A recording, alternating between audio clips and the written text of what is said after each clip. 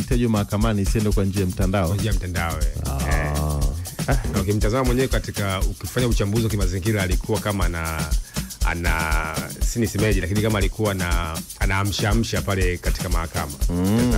Na akawa anatuonyesha vitabu ambavyo amekuwa akivisoma na sheria mbalimbali. Okay. Bwana jana alifika na kabrasha na vitabu mtu kiangalia sema he.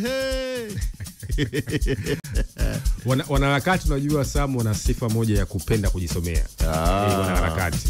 Na hata ukitazama vitabu ambavyo amekuwa ambacho mimi nilibahatika kukiona jana, kile ambacho alikionyesha, nafikiri alikuwa anamuonyesha Jenerali Ulimwengu. The Trial of Jomo Kenyatta. Ni moja ya kitabu mashuhuri sana kuna wale wafuatiliaji wa fasihi ya literature ya Afrika Mashariki, kwa sababu Jomo Kenyatta naye alifungwa jela miaka ya 60 kipindi wanapigania ile Mau Mau movement kule nchini Kenya na wakoloni.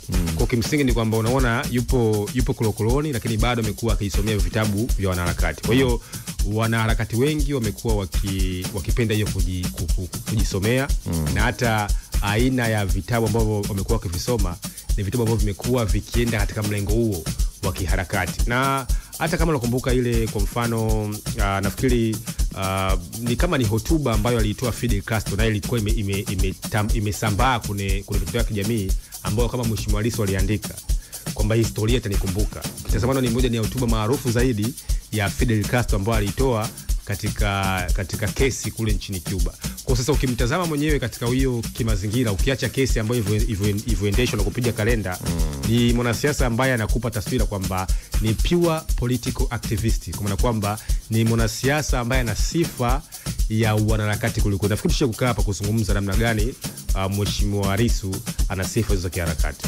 Sawa. Sasa taarifa nyingine kubwa bwana, G55 rasmi Chauma wapewa nafasi ya uongozi. Hatimaye siasa za upinzani nchini zimeanza kupamba moto baada ya jana majira ya 1:30 asubuhi wanachama wa Chama cha Demokrasia Maendeleo waliokuwa maarufu kama G55 waliotikisa upinzani wakizama rasmi ndani ya ofisi za Chauma na moja kwa moja kuchukua nafasi za uongozi. Mwananchi wakiandika taarifa hiyo kwamba Mwalimu, Kigaila, Devota wafumua safu ya Chauma. Yalikuwa akitajwa bwana, na hatimaye ndo hayo hapo yametokea. Baba yametokea. Na wale ambao kama walivyosema wanasiasa ambao walikuwa wanaunda katika baraza kuu la chama la Chadema, na ambao wengi wao walikuwa wametofautiana kimtazamo na Mheshimiwa Lissu, sasa wamehamia chama cha Chauma. Sasa mimi nilikuwa nafuatilia Sam, nikawa najiuliza kitu kimoja. Ni kwamba kwa nini Chauma? Kwa sababu Chauma ukitazama ni chama kichanga. Ndio. Kwa mwanasiasa ambaye anajaribu au ana ndoto za kushika madaraka. Unajua unapohama kune platform moja au jukwaa moja la kisiasa, lazima uende kwenye jukwaa ambalo kidogo lina nguvu kuweza kutimiza malengo yako ya kisiasa. ACT kwa mfano ukitazama CCM kwa mfano labda au kafu. Kwa mazingira ya Chauma ni chama kichanga, ni chama kipya. Kuna mikutano yao ukitazama ya kampeni huwa wamekuwa wakifanya mikutano katika maeneo ya masokoni, maeneo ya watu wengi. Sasa unajiuliza kwamba kwa nini Chauma? Sasa inakuonyesha vile vile kwamba hii hatua yao ya kwenda Chauma vile vile inaweza kawa ni hatua ya kimkakati. Kwa nini? Kwa sababu ukitazama kama hawa G55 wangeenda kwa mfano ACT Wazalendo, maana ni kwamba ACT Wazalendo ingekuwa imepata mtaji mkubwa zaidi wa kisiasa, wa wanasiasa ambao ni tunasema wamekomaa kiutendaji kabisa, kwa sababu kwa aina ya viongozi ambao wameenda Chauma sio viongozi wa kufundishwa kazi, na ndio maana baada tu ya jana katika kikao cha Chauma wamepewa nafasi za kiuongozi chap. Sasa ukiona kwamba ni mzani wa kisiasa vile vile utabadilika. Lakini vile vile ni kwamba kwa kuongezea ni kwamba hiki kisa kinachotokea ni kama Chadema sasa yenyewe itakuwa na mshindani mwingine wa pili. Kwa sababu Chadema ina mshindani wake ambaye ni Chama cha Mapinduzi kwa miaka mingi. Ndio. Kwa sasa kwa G55 wanasiasa ambao wanatofautiana kimtazamo na Chadema, kwa Chadema itakuwa na ushindani wa Chama cha Mapinduzi, lakini vile itakuwa na ushindani na Chauma. Kwa hiyo na nilisema hapa kwamba kitachotokea ni kwamba wao G55 watakuwa wanapeleka mashambulizi wanapeleka mapigo katika Chadema. Kwa hiyo mzani wa kisiasa, kuna vyama vya upinzani, kuna dhana ambao wanaita kwenye sayansi ya siasa wanaita balance of power, yani kuwa na uwiano wa kimamlaka katika siasa. Unakuwa na Chama cha Mapinduzi kikubwa, unakuwa na Chadema ambacho kinakaribiana nguvu na ACT Wazalendo, unakuwa na Chauma ambacho kinapeleka mashambulizi katika Chadema. Sasa kuna hitimisho la pamoja, vile vile unaweza kuona kwamba ni anguko la upinzani moja, lakini vile ni fursa kubwa kwa CCM, kwa sababu hivi vyama vya upinzani vitakuwa vinashindana wenyewe kiitikadi dhidi ya wananchi. Kwa hiyo mwisho wa siku wananchi vile vile wataamua kwamba wakifuata chama kipi, kama Chadema, ACT Wazalendo au vile vile hiyo Chauma. Lakini vile vile ukitazama Asam, ukisoma historia yetu ya vyama vya siasa, inakuonyesha kwamba kila baada ya miaka 10 kuna chama huwa kinainuka na kuna chama cha upinzani huwa kinapotea kushika nafasi yake. Mwaka 1995 chama kikuu cha upinzani kilikuwa ni NCCR Mageuzi chini ya Mrema. Mwaka 2005 chama kikuu cha upinzani kilikuwa ni CUF. Miaka 10 hiyo. 2005 mpaka mwaka 2015 miaka 10. Mwaka 2010 mpaka sasa hivi chama kikuu cha upinzani ni Chadema. Kwa hiyo ukitazama tangu wa Chadema wachukue tangu kafu na NCCR Mageuzi wafanye makosa ya kisiasa ikaibua Chadema miaka 10. Sasa vile vile ukiona sasa hivi makosa ambayo ya kiongozi ambayo ilitokea kwenye vyama hivi vikubwa CUF na NCCR Mageuzi ni makosa ambayo yanakuja kutokea wapi? Chadema. Sasa swali kujiuliza ni kwamba je, kuna chama kingine cha upinzani kitaibuka kuchukua nafasi ya Chadema ukiangalia historia? Kwa sababu kuna mtazamo wetu wa kisiasa, kuna hiyo global power shift ya political party, kwa kwamba kuna vyama huwa vinainuka na vyama huwa vinainuka. Na jana nilikuuliza swali kama nakumbuka, nikwambia Sam, kinachotokea sasa hivi Chadema ni kama ambacho kilitokea kule kwa mfano Zanzibar. Kama nakumbuka ile hoja ya kuinua kungoa matanga kule Zanzibar. Zanzibar wale wa viongozi wao wote wakaingia kwenye chama cha ACT Wazalendo kule Zanzibar. Maalim Seif Sharif Hamad ambaye alikuwa ni kiongozi wa upinzani mashuhuri Zanzibar akaenda ACT Wazalendo. Zanzibar kule kafu ikapaganyika. Nafasi ya kafu ikachukua na ACT Wazalendo. Je, kinachotokea sasa hivi Chadema kwa viongozi wa juu vile vile ambao walikuwa kwenye kamati kuu, ambao of course wanatajwa kwamba wengine wanawatazama kwamba hawana ushawishi huo wa kisiasa, lakini kwa mazingira ya kisiasa una kabisa kwamba historia na sifa tatu. Ina sifa, historia ina mwanzo, ina katikati na ina mwisho. Lakini historia ina tabia ya kujirudia. Sasa je, kwa mazingira ya kisiasa ni historia inajirudia ndani ya Chadema? Tusubiri tuone. Haya. Sawa.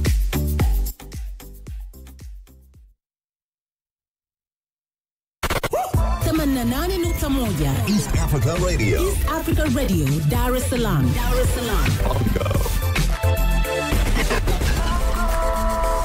Together tunawakilisha. Yo, what's up everybody? It's your girl She-King Tana. Nasikiliza East Africa Radio. You know what it is. Hey, yo, what it do everybody? You already know it's your boy Solomon Strags of it. Nasikiliza East Africa Radio. Keep it locked. Oi, kibao finance mtoto baba, mtu na fikra zangu all the way from M&B music.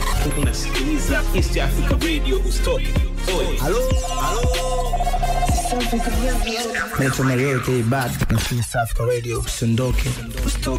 Pull up. East Africa Radio. Together tunawakilisha. Usitoke. Baki hapo. Tunalipa bill. Dakika 0 tu. Tunarudi. Local promo deal ya wiki hii ni kutoka Lishe 360. Ni watengenezaji wa bidhaa bora kwa watoto. Na sasa tunakuletea Super Lishe, unga wa uji wa watoto. Ni unga laini, mtamu na wenye virutubisho. Unga unaongeza uzito wa afya na hamu ya kula kwa watoto. Ofa ya ratiba ya chakula cha mtoto ni bure. Jipatie bidhaa hii kisha tuma picha ya bidhaa kwenda WhatsApp namba 0715007621. Kupata ofa hii ni bure kwa mwezi Mei tu. Tunapatikana katika supermarket na mini supermarket zote jijini Dar es Salaam.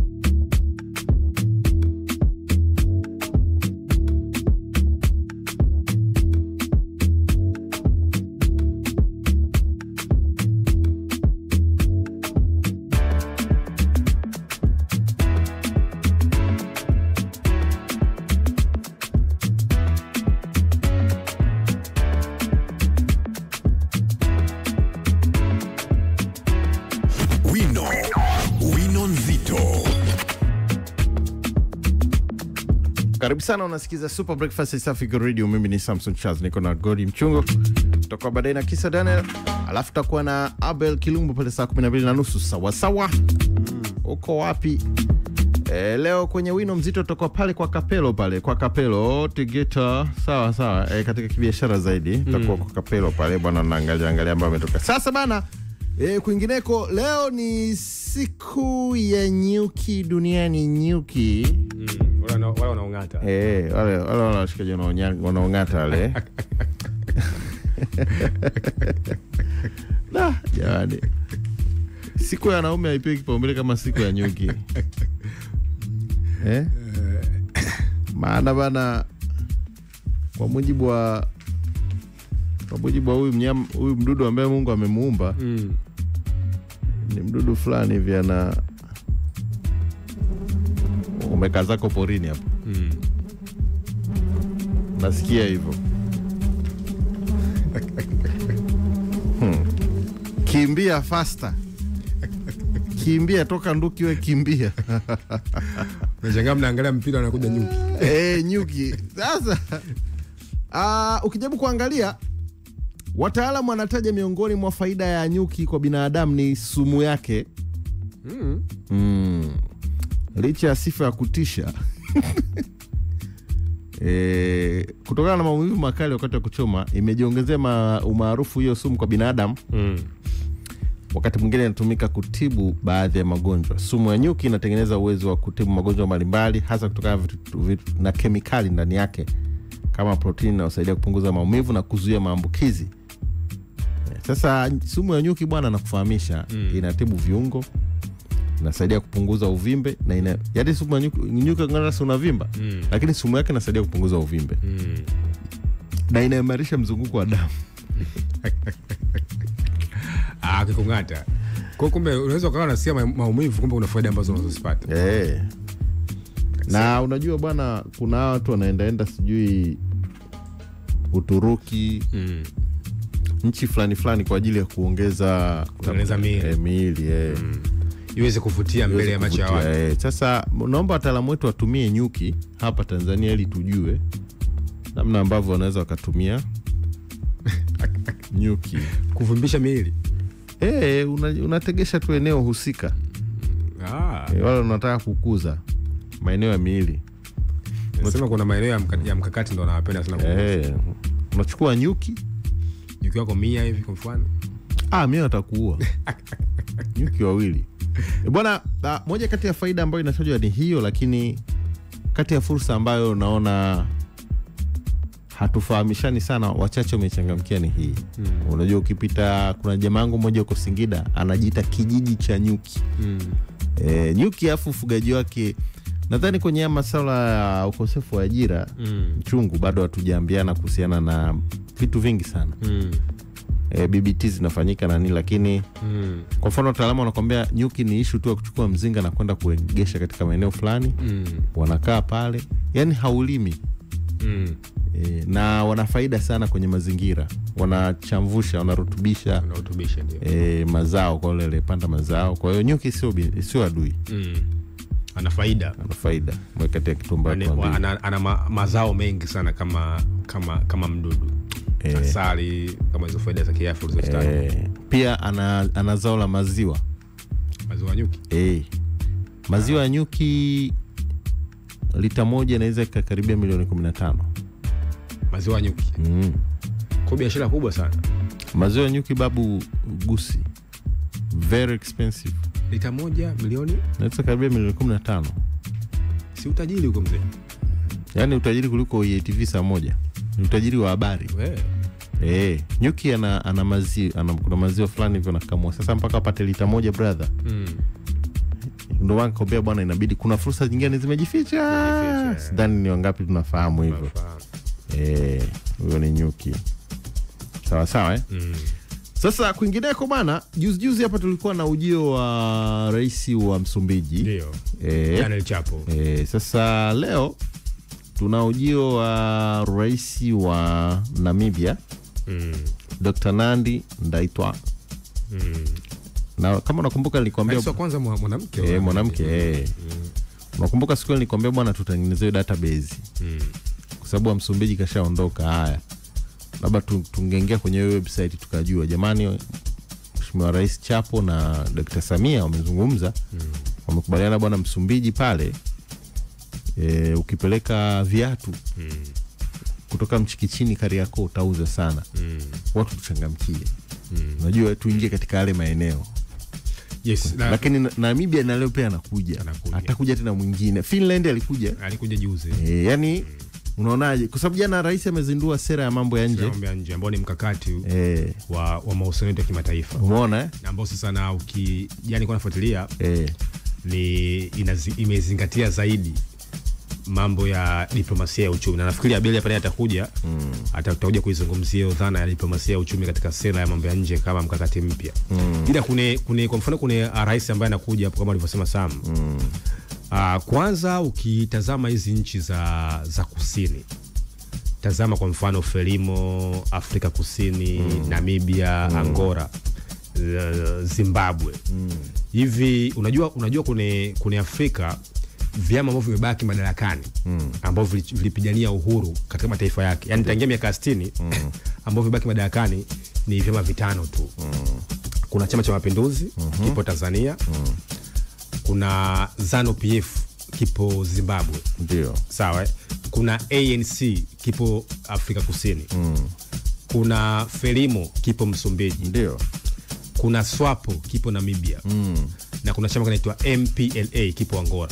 Ni vyama 5 ambavyo vimebaki ambavyo vilipigania uhuru wa nchi za Kiafrika. Ndio. Na ukiangalia vyama vyote ambavyo nimevitaja, ukiacha CCM, vingi vilianzishwa hapa Tanzania. Na bali nafu ni kwamba wapigani mababa wa haya mataifa wote washatangulia mbele za haki. Wale Nyerere, si wakina nani, wakina Mandela kwa mfano, wakina Kenneth Kaunda kwa mfano, wengi washatangulia mbele za haki. Kwa sasa hivi vyama rafiki vimekuwa vikija hapa Tanzania kuja kama ni kaka mkubwa. Na hii imekuwa nikisema sana. Yaani Tanzania ni kaka mkubwa kwenye diplomasia ya Afrika na kusini mwa jangwa ya Sahara. Tanzania ikipiga chafya Afrika inaweza ikaugua au ikaumwa mafua. Na hiyo inakuonyesha kuna mambo mengi sana. Tazama kwa mfano tumeshinda juzi kwenye Janabi, inakuonyesha kabisa. Tulishinda vile vile katika Dr. Fasto Ndugulile kabla hajafariki. Kwa Tanzania imekuwa ina ushawishi kabisa. Sasa kuna dhana nzima ya diplomasia ya sasa hivi. Ukiangalia tuna mtaji mkubwa sana wa kihistoria. Sasa kama hoja yako mbona unayojenga? Sasa hivi tunaongoza diplomasia ya uchumi. Kama sera yetu ambayo inavyosema kwamba tuliwasaidia watu uhuru, atupiganie sasa hivi uhuru. Namna gani kwa mfano rais wa Namibia anakuja, fursa za kiuchumi Namibia ni zipi? Je, tupeleke mchele? Tupeleke mahindi? Kweli? Je, tupeleke nyanya kwa mfano? Amekuja rais wa Finland, nimeona mipango kwa mfano ya artificial intelligence, nimeona masuala ya elimu, alikuja na ujumbe wake wa wafanya biashara. Kwa sasa ni kwamba diplomasia sasa hivi imebadilika sana. Sio diplomasia ya kisiasa. Na nikwambia kitu kimoja Sam cha kimkakati, mwaka 2000 taifa la China liliziambia nchi za Kiafrika kwamba jamani, sisi China tumetoa sana moral support kwa nchi za Kiafrika. Lakini kuanzia sasa tunataka kushirikiana kiuchumi, sio kisiasa. Kwa ushirikiano kati ya China na Afrika utakuwa wa kiuchumi, sio wa kisiasa. Yaani mambo ya kukupa tu sisi hatupati. Dunia sasa hivi haipo. Dunia sasa hivi tunasema ni give and take. Yaani unachukua na mimi napata.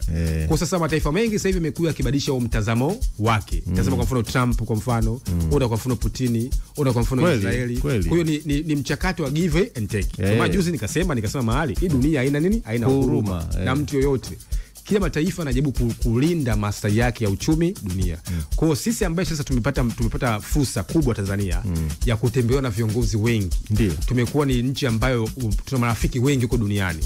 Kwa namna gani huu urafiki wetu tunaugeuza kuweza kufanikisha na kufikia maslahi makubwa ya kiuchumi, kama vile ambavyo sera yetu ambayo imezinduliwa jana na Mheshimiwa Rais inavyoeleza kwamba Tanzania sasa hivi inaenda kuzingatia na kufuata sera na diplomasia ya uchumi. Sasa hapo vile vile nimetazama sera, of course nayo hapa kwenye simu nilikuwa naipitia masuala kwa mfano yao kuandaa vijana Kiswahili, uchumi kwa mfano uchumi wa utalii, masuala kwa mfano ambayo anafanya Mheshimiwa Rais, Royal Tour kwa mfano. Kwa mipango ni mingi ukitazama.